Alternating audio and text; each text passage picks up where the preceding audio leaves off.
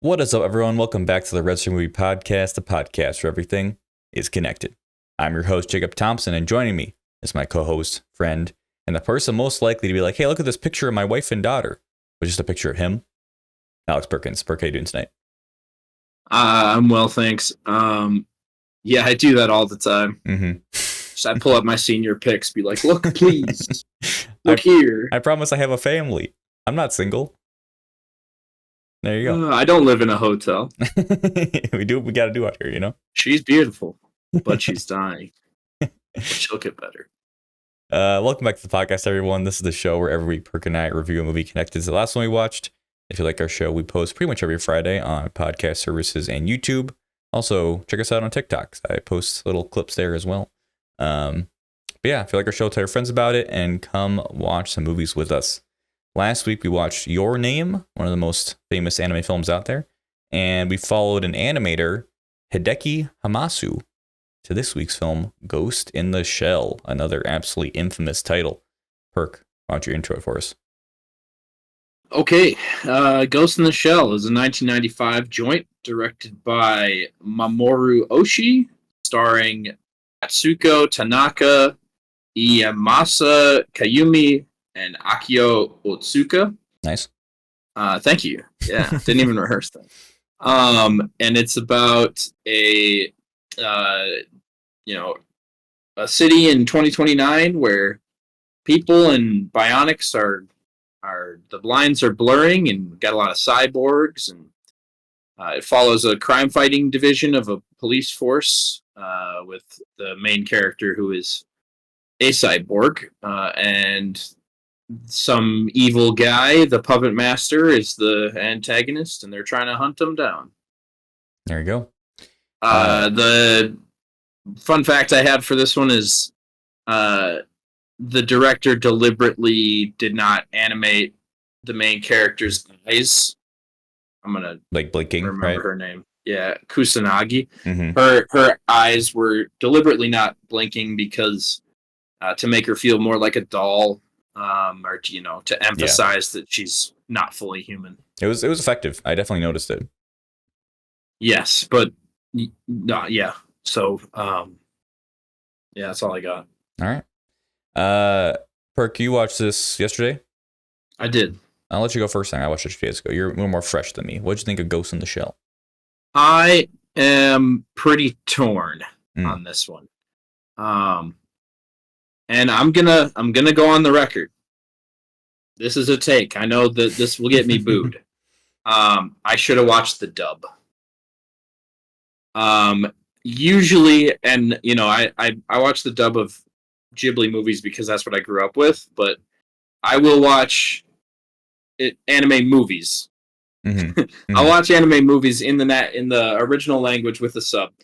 The difference with this movie is and this is one of my slight negatives on the movie, is it's so reliant on expositional dialogue that I found myself not being able to pay attention to what was on the screen because I had to constantly be reading what they were saying, like staring at the subtitles for most of the movie.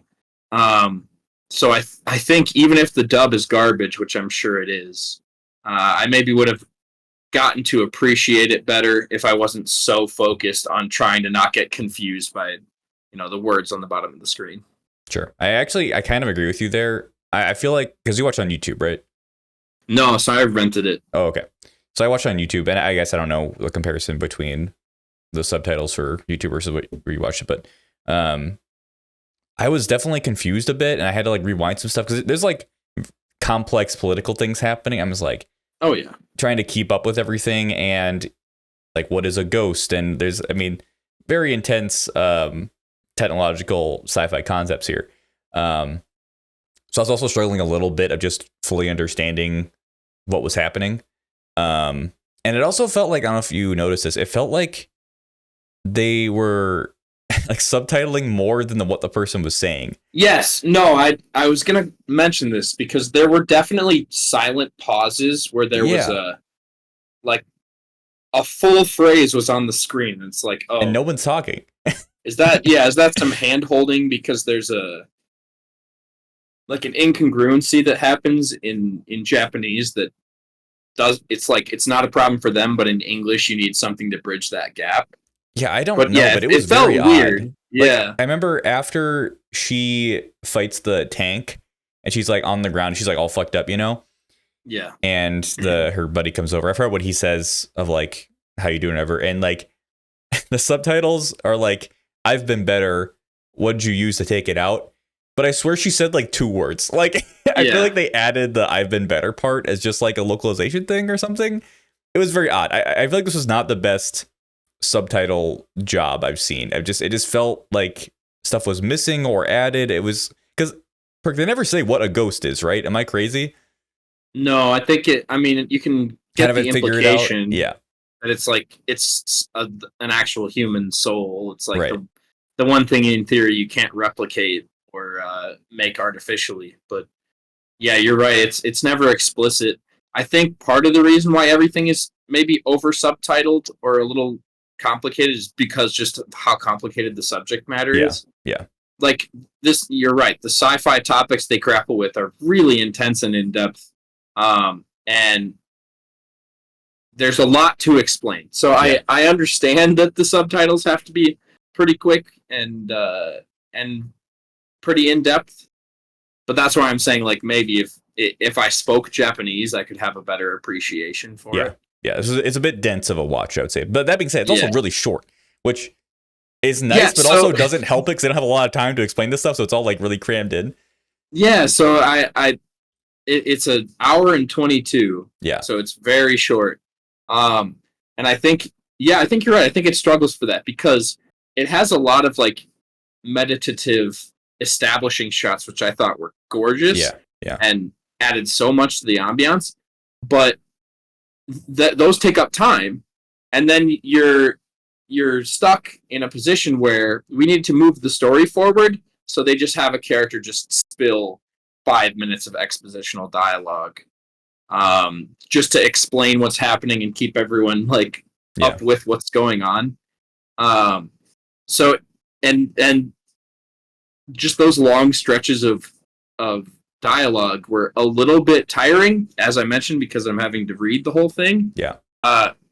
So this is like the first sub 90-minute movie where I'm gonna say it was like it dragged a little bit, which is really hard to say on a movie so short. Yeah, or just like the time wasn't allocated properly. I don't know. Like, I think honestly, I think it would the pacing would be better, and it would be a little less dull in patches if there were an extra like 20-25 minutes of movie. Yeah, which is a crazy, weird catch-22. But yeah, I almost would say I'd recommend like just read the manga.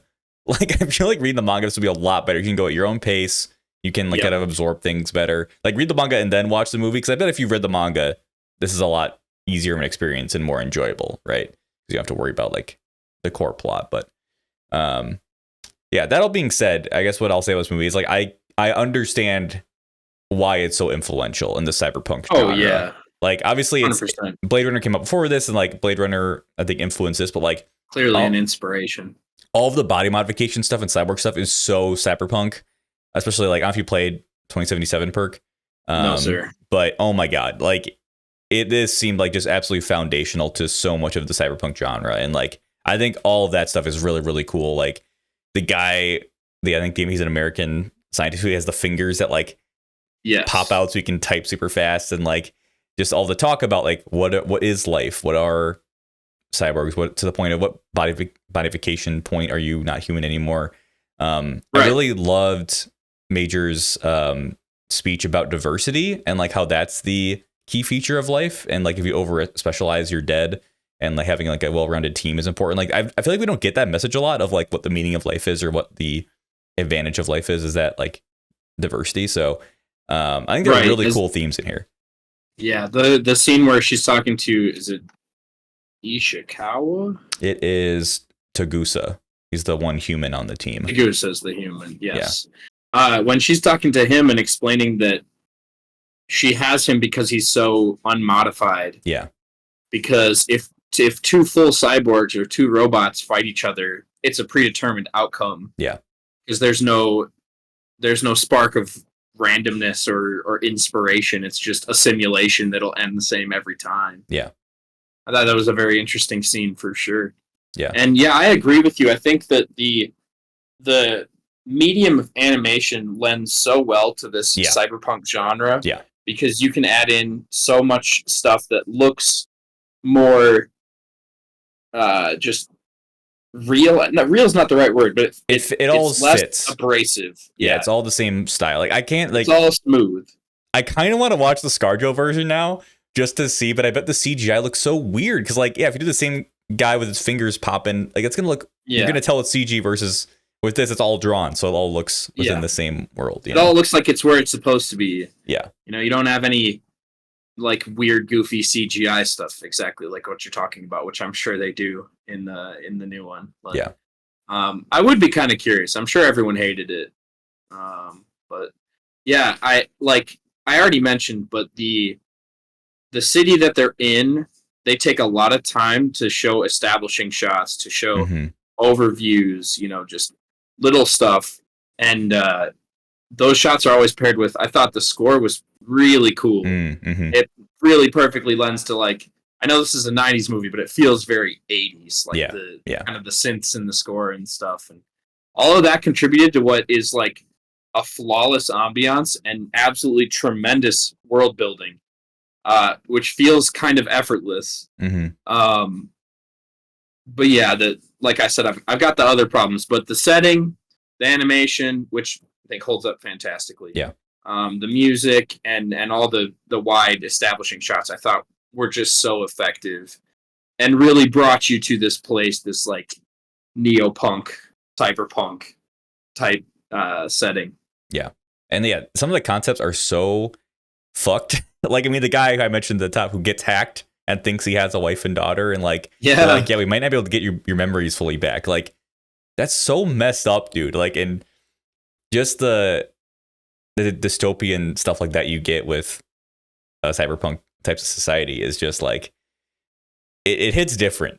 I don't know. For me personally, it's just so much scarier because it's like I don't think we'll ever get to that point in real life. But it is a natural progression, right? Right. And I'm actually my bonus review is I'm watching something very similar. So I've been thinking about stuff a lot lately, but we'll get to that when we get to it. But yeah, talking about the animation, I'd seen the scene before in like a YouTube video talking about it, but the scene where she tries to rip off the tank, like the top of the tank, she rips her own arm and leg off. Yep. Holy shit, dude! Like, incredible, absolutely incredible animation there, and like. And I think all the invisibility stuff is super cool and well done. Like, and it's so the way that stunning. they animated I love the set pieces, and they're really well choreographed, and the way that they use that thermo camouflage, which I don't really get. I like. You would think either humans or robot eyes could probably see it, but they're like, nah, we're on it. But I was thinking about that too, because apparently infrared doesn't pick it up. But like, if it did, it wouldn't be effective. Nobody would use it if you could use infrared. So I think that's why it's called thermo camouflage, and it also masks your like heat signature of her. But the guy figures it out because of the weight in the car. So that was really clever. Like, there's something else. There's other people here, man. The door's not closing fast enough, and there's other extra weight. It's just cool. Like, all this stuff's cool. Like, the plot aside, I think is fine. I think the concepts are really cool, and I really like the main character. I think she's really interesting, and she has interesting ideas that she talks about. Yeah, very deep themes. I agree. I thought like the plot was a little tough with all the exposition, but everything around it is so good. I can see why this is such a jumping off point for a lot of more cyberpunk type stuff. The inspirations are clear. And I can see why this is such a I don't know, I'm blanking on the word, but such an important piece of work in the genre. Yeah, like foundational. Foundational, yes. Yeah. Like, this is peak sci-fi. Yeah. Something I'm curious of your opinion on, Perk. Especially in the beginning of this movie, there's a lot of nips everywhere. Yeah. But to me, it never really felt sexual or like sexualization because she's a cyborg and it was all felt very sterile. But maybe I'm just being naive. No, I'm with you. I don't think it was too over the top or anything. And sometimes it made sense, but although I don't know why, because her skin must have had that technology, the thermo whatever. Mm-hmm. So that's why. But she gets naked to go invisible, but she still has like a holster on. And yeah. So some of this is like, all right, whoever drew this is like, okay, I see where you're. So it's like a touch horny, I guess, but it's not aggressive. Yeah. I don't think it detracts. Yeah. Well, and that's, I don't know if it was before this, but that's become at least a foundation or a pillar of the cyberpunk genres. It's horny as fuck. Like, there's a lot of over sexualization within it. Gotcha. So I don't know, but do you think the ending was a bit too on the nose of her being in a child's body after her and the puppet master merge into a new person? I think I like it. It's a little bit. It's fine. Yeah, I think it leaves not quite enough to the imagination. Yeah, it's kind of, they hit the nail on the head, which it's a good ending, but maybe if you were left with a few more questions, maybe. Yeah. But they do kind of feed it to you at the end that, new being, we're together. Yeah, okay. Yeah, we get it. And I wish they would have been able to develop the puppet master a bit more. We kind of just get his exposition scene, Which also, this is, I just had to have a chuckle during that scene. There is like one frame on the screen for about 10 seconds. Which makes sense because his eyes aren't moving and his mouth isn't moving. He's communicating telepathically. Mm-hmm. But it's literally, it's just one animated frame. We're working reading those subtitles, man. Extended. Yeah, that's true. It's true. I didn't miss anything in that scene. I found it a little funny. Yeah. But I think overall I liked it. I think I more just see it as foundational to the genre. Like so much Matrix stuff in here, like the jacking in and like when she's like plugging the back. That's felt like the Matrix totally grabbed that. Did this precede the Matrix? Yeah, this was 95, right? And Matrix was like 2001 ish. And I straight up, I bet you that they were influenced. Oh yeah, 100%. I know that the Wachowskis are big Japanese fans. They did the live action. Sorry, 99 was Matrix. Okay. The Wachowskis did the live action remake of Speed Racer. Mm-hmm. Clearly, there's a heavy Japanese influence in their filmmaking. I mean, also there's the show, the Animatrix, which is like the animated Matrix show. It's also made by the Wachowskis, right? I think so. Or they must have had some. But they probably at least produced it. I would guess. So yeah, I think it's a really cool movie. I think I wish it was a bit longer. I'd maybe say just read the manga for the story, but it's solid. I would say that because this seems seminal. That's the word I was looking for. There you go. Seminal work. It's a seminal piece of sci-fi. I think a lot of people have this as like a 95 or 100 out of 100, like a perfect movie. I don't know. I liked it. I wouldn't go that far. I definitely liked it, but I think it has flaws. It's not a perfect movie by any regard, but it's definitely good, and you can see everything that spawned from it and all the inspirations that have been taken from this movie and brought into just more modern sci-fi. Yeah, 100%. And to that end, for my recommendations, the number one thing I would recommend if you like this show is Cyberpunk Edgerunners, the Cyberpunk anime that came out last year.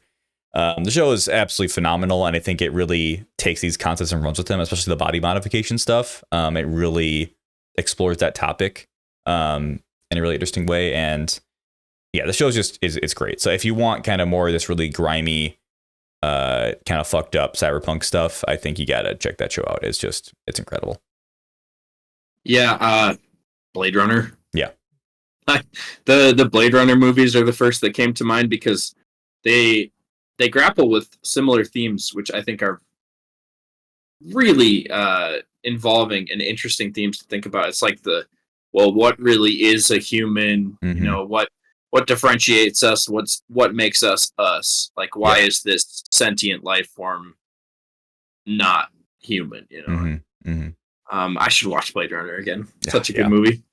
Well, yeah, and that's to go back to Ghost in the Shell. Like that's why the Puppet Master character is interesting, is because he was created within like the net, you know, like he's just he doesn't have a brain, or I think at least the Major has a brain. Yeah, she has a real ghost. Yeah, but he has no ghost. He's the ghost. He has an artificial ghost, like spawned in the net. Yeah, and so is he alive? You know, and yeah, Blade Runner is a great exploration of that as well. I also wrote down Akira. Akira was way before this, but like just the Neo Tokyo kind of stuff is pretty similar, and we'll maybe watch that soon. Maybe. Stay tuned. Don't want to foreshadow too much, but yeah, this is a cool movie. I'd say if you're a fan of Cyberpunk, I think you should definitely check it out just because it just spawned so much. But as like for the plot, I don't know. It's fine.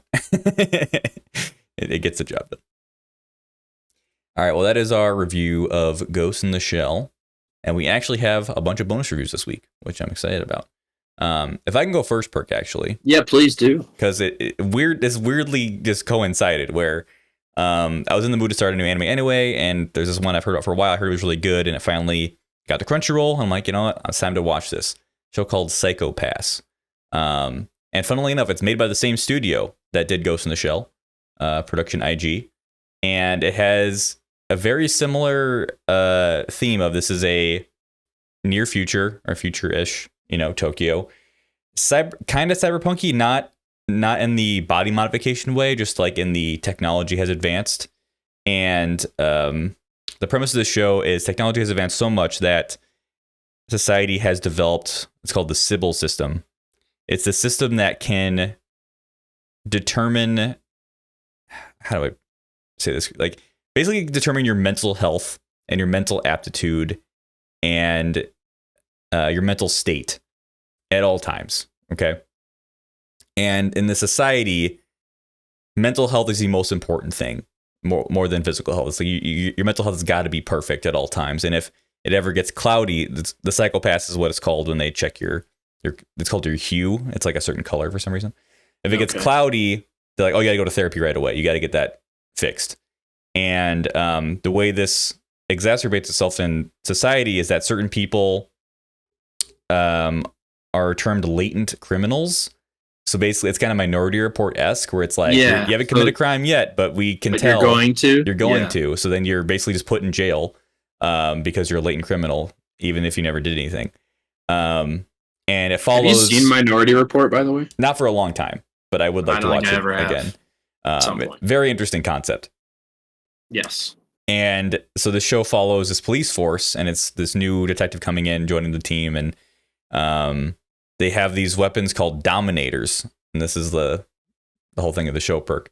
And when the Dominator points at you, it can tell you what your crime coefficient is, basically how likely you are to commit a crime. And if you're above a certain threshold, if you're below a certain threshold, it won't fire at all. The trigger's locked. If you're above the certain threshold, it'll stun you, it'll paralyze you. And if it's above a higher threshold, it'll just destroy you. Like it will. If it's in lethal mode, if it hits you, you explode. Like it's extremely gruesome and over the top. I think on purpose for thematic reasons. So yeah, it's about this police force trying to solve crimes, because also it's like, how do people even commit crimes? Like, because there's these scanners all over city, so if they're checking their psychopasses of people all the time, theoretically, if someone's about to commit a crime, it would get picked up ahead of time and they'd get sent to therapy or whatever, to jail. So yeah. I'm absolutely loving the show. I'm not even finished with season 1. This is already my S tier of anime. I think the show is absolutely fantastic. The characters are so good, and just the themes it explores are just fascinating. Like, it's really asking the question of like, what is a utopia? Because in this world, like when you're in it, you know, you can take an aptitude test. It'll tell you like, this is the path that will make you the happiest in life. And it's like, I've in my life wanted that at times. Like, just tell me what would make me happy so I can do that. Wouldn't that be nice? Wouldn't that be nice? But then the villain of the show, the antagonist, is like, you're taking away people's free will, and you know, if everyone is just submitting to the system, it's kind of just like fascism. So there's exploring like all these super interesting topics, and it's a really good villain of like, he's making a lot of good points. He's also just killing people like crazy. And I'm really excited to see where it leads, and just to see more of this exploration of this topic. And just like the fact that if someone like a minority report, if they haven't even committed a crime yet, but their crime coefficient is super high, they just get killed. Like execution on the street, no judge. If the civil system says you're a criminal, you're done. And so yeah, it's fascinating. I'm absolutely adoring this show, and I highly recommend it to people, especially if you're in the mood for more cyberpunk type stuff. Like there was a whole kind of episode about a crime taking place in like the metaverse, essentially. And I'll spoil a little bit, but I think it's interesting. Basically, a killer was killing people and taking over their avatars because he felt like they were not being the idols that they were supposed to be. So like a parasocial relationship like gone way too far. And it's like, that's kind of like Twitch streaming now, or just kind of parasocial relationships in general have gotten a lot more popular in recent times. So yeah, I think it's super relevant and just a fascinating exploration of like, yeah, what is a utopia and how should we, like, do we need some stress in our lives, or should we always go what'll make us happiest? Yeah, it's fascinating. Check out Psychopaths, people. It's a great time. Perk, sending it over to you. You watched 2 movies. What'd you watch? Yeah. So I was on a plane, and that's a good opportunity. And Delta usually has a really good selection of new movies to catch up on. So I didn't watch any of those. Went for a couple of rewatch movies that I was just like, oh, that would kind of be really good right now, huh? So I'll start with Wet Hot American Summer. Classic. You've seen this one? I watched the show. Oh, that's a mistake. Well, the first season of the show is also very good, but the movie is like a seminal work of comedy. That's my new favorite word because I've remembered it. No, so basically the premise is it's the last day at a summer camp in like New England, and it follows around a bunch of camp counselors who are late 20-somethings pretending to be 16-year-olds, and like the actors are that the characters themselves are actually 16, the characters right? are 16, but yeah, it's they're making it pretty obvious that they're not. But this movie's, it's like an important thing in film history because a lot of surprisingly large actors, this was like their first film credit. Yeah, you got Paul Rudd, Bradley Cooper, Amy Poehler, Cam Marino, Joe Lo Truglio from Brooklyn Nine-Nine, like it's Elizabeth stacked. Banks is in this movie. It's just one of the wildest casts that you would never get this kind of a cast today to do this movie. It's just the stars aligned that they were all in it. Yeah. And from a humor standpoint, it's the type of irreverence that if you like I Think You Should Leave, you will absolutely love this movie.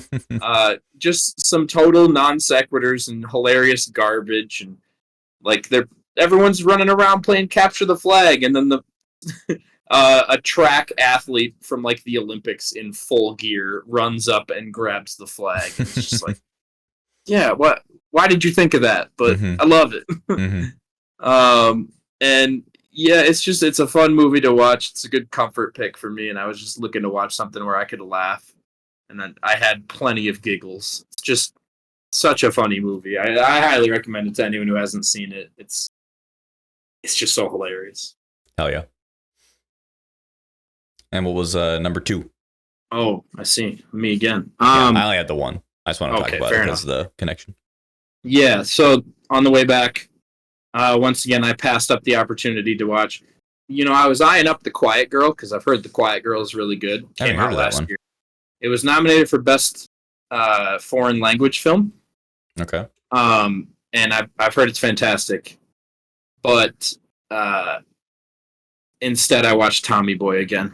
Oh my god, I fucking love Tommy Boy so much. Tommy Boy is such a good movie, dude. It's the whole good. Time, every time I watch it, I'm sad that Chris Farley's gone because he's just a gem. Nobody did physical humor quite like Chris Farley, and the story is just so sweet. Tommy Boy is the easiest character of all time to root for. Just a big goofball. I think is it Linda Cardinelli who plays his love interest? Linda Cardellini, yeah. Yeah, she's great. Yeah. Chris Farley and David Spade, who were, both on SNL, have such good chemistry together. Yeah. And it's just such a good, feel good, root for the underdog type movie. Dan Aykroyd's really hammy as the bad guy Mm-hmm. Zelensky, which is funny. And It's also just one of the most quotable movies of all time. Like there are just so many just hilarious bits and quotes in that. Yeah, like ones that you even forget about, where you're like, oh, like my family, we always like literally every time my brother leaves the house, when he comes to visit, my mom's like, "Brother's got a hug," and Mm-hmm. I had forgotten entirely that that's a Tommy Boy quote. Yeah. Oh yeah. Also, Rob Lowe as the villain who just yeah. gets constantly beat up and just hit Yep. by cars and stuff. It's so funny. Oh my god. Yeah, I adore that movie. I think it's Great movie. one of my favorite comedy films of all time. I still never saw Black Sheep, which is like the kind of follow up to that. Gotcha. Maybe we'll have to watch that at some point, but For sure. yeah. Yeah, absolutely it adore reminded Tommy me Boy. of like it's just one of those fun road trip movies that's hilarious. I put it in that category with Vacation or Planes, Trains, and Automobiles, and it's such a good fun movie to watch. It's super easy watching, and that's kind of what I was looking for. Oh yeah, love it. Yeah, I didn't include them in the because it didn't really count, but I'll just say my roommates and I started watching Kingsman because one of them hadn't seen it, the first Kingsman, and I love that movie. Hopefully we'll finish it at some point, but it's just a great time. And then my roommates are watching The Age of Adeline. Remember this Blake Lively film where she doesn't age? Vaguely. I popped in a little bit and I watched about 20 minutes total. Weird movie. But I can't really have an opinion because I didn't watch all of it. But the fact she's like 150, but looks like a 30-year-old and is dating a 30-year-old, I'm like, I don't know how I feel about this. But like I said, I didn't fully watch it. So that's what it is. Fair enough. All right. Well, that is our show for this week. Thank you everyone for watching. Next week, we're going to be watching a movie I've been wanting to see for a long time, Satoshi Kon's Paprika, a psychological thriller, which should be very interesting. Connection is the voice actor Akio Otsuka, who played Batao in Ghost in the Shell. He was the guy with the goggle eyes and her partner. And he plays Detective Kogawa Toshimi in Paprika. So that is streaming on Tubi with ads, or you can rent it. So yeah, there you go. Paprika on Tubi for next week. But until then, thanks for watching. Bye. Bye-bye.